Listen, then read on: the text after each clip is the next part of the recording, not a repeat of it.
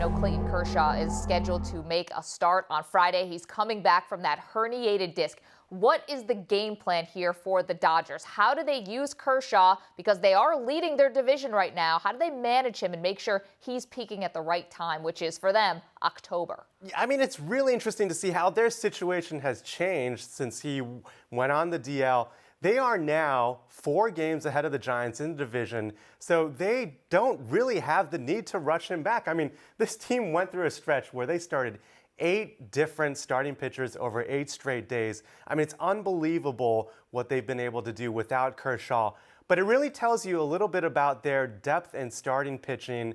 They also have Scott Kazmir and Alex Wood coming back. So there isn't this urgency for Kershaw to come back. Now, the priority is all about getting him ready for Game 1 of the NLDS, making sure that he's 100%. They're going to be extra conservative.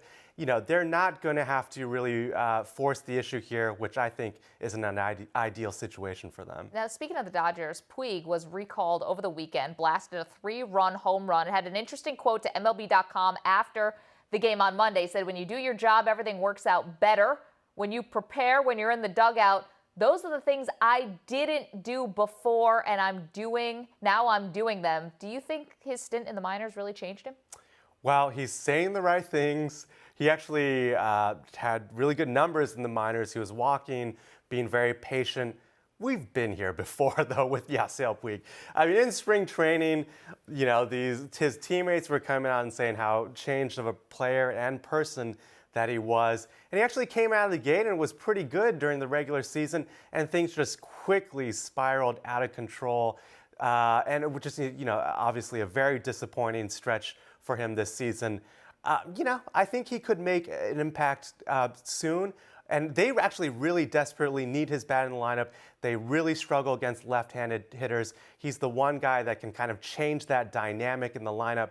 But look, I mean, we've been here before, and I don't blame anyone if they just roll their eyes at a changed Yasiel Puig. Earnhardt Jr.'s 2016 season is officially over. Hendrick Motorsports made the announcement Friday morning that the driver has not been medically cleared to compete for the rest of the season. At 41 years old, Earnhardt Jr. has missed the past 6 races after suffering a concussion during a wreck at Michigan International Speedway in June.